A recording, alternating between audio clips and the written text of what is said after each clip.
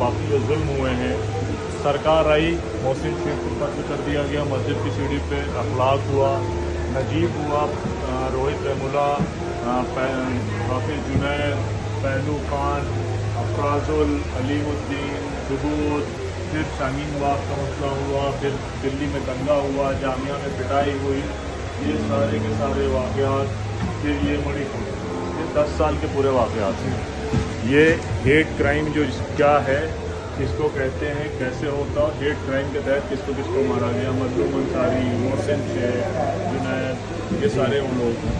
उसके बाद ये हेट स्पीच के ज़रिए जो माहौल ख़राब कर रहे हैं, ये लोग हैं, जिसमें से कपिल मिश्रा हैं, योगेश्वर आचार्य हैं, आसाम का चीफ मिनिस्टर है, अमित शाह है, परवेश वर्मा है, अनुराग ठाकुर, मोदी खुद हैं, और ये उत्तर प्रदेश के एक MLA है।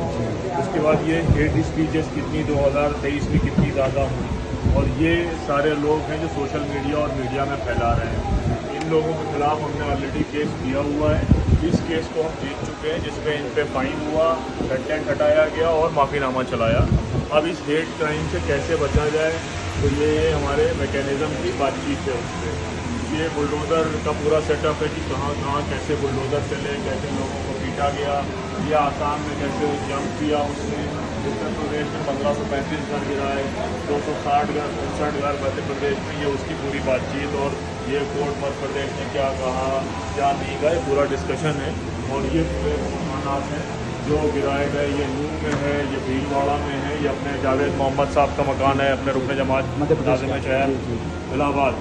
उसके बाद जो है ये नावगांव आसाम है, फिर ये आसाम है, फिर जो है बुलडोज़र पर, फिर ये हरियाणा है, ये मध्य प्रदेश वाला जो आप बता रहे थे छतरपुर में, इसमें गाड़ियाँ भी तोड़ दी उसकी, ये जहांगीरपुर जो हाल में हुआ सर 3 महीने बाद। अब हम लोगों ने बुलडोज़र उड़ा के सुप्रीम कोर्ट से डंप कर दिया। अल्हम्दुलिल्लाह आपकी तारीफ़ कबूल फरमाएं।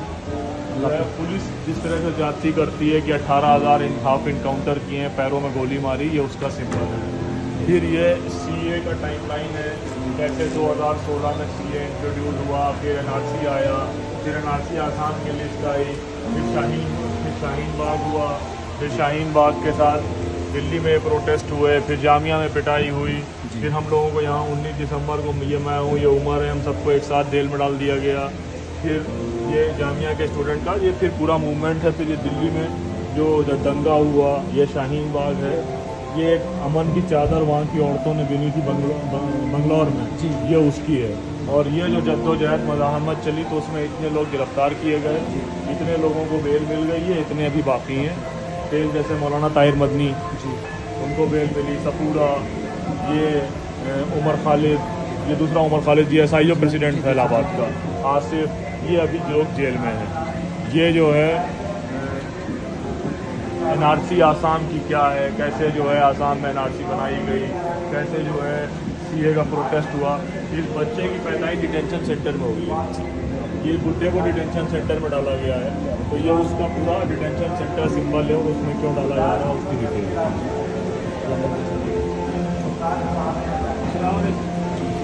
अब ये हमारी पूरी रिपोर्ट है, कहाँ कहाँ क्या क्या हुआ, कम्युनिकेशन ये हर जगह हम क्या क्या काम कर रहे हैं हर स्टेट में।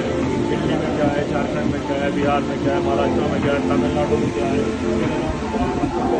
तेलंगाना में क्या है, ये सारी ये रिपोर्ट्स हैं। इसके अलावा टॉप 10 सुप्रीम कोर्ट ऑर्डर है, जैसे हमने बुलडोज़र रोका, हमने नेम प्लेट रोका, हमने कश्मीर के मामले को रोका, तो ये सारे उसके ऑर्डर्स का डिटेल है।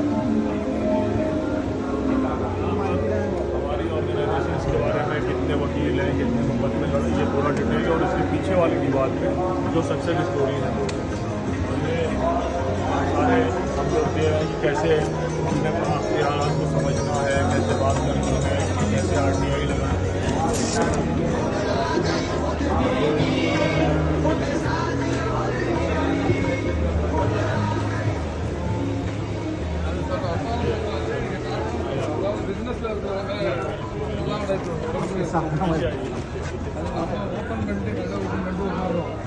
कस्टमर तेरी वाला मेरे फोन से ले लीजिए।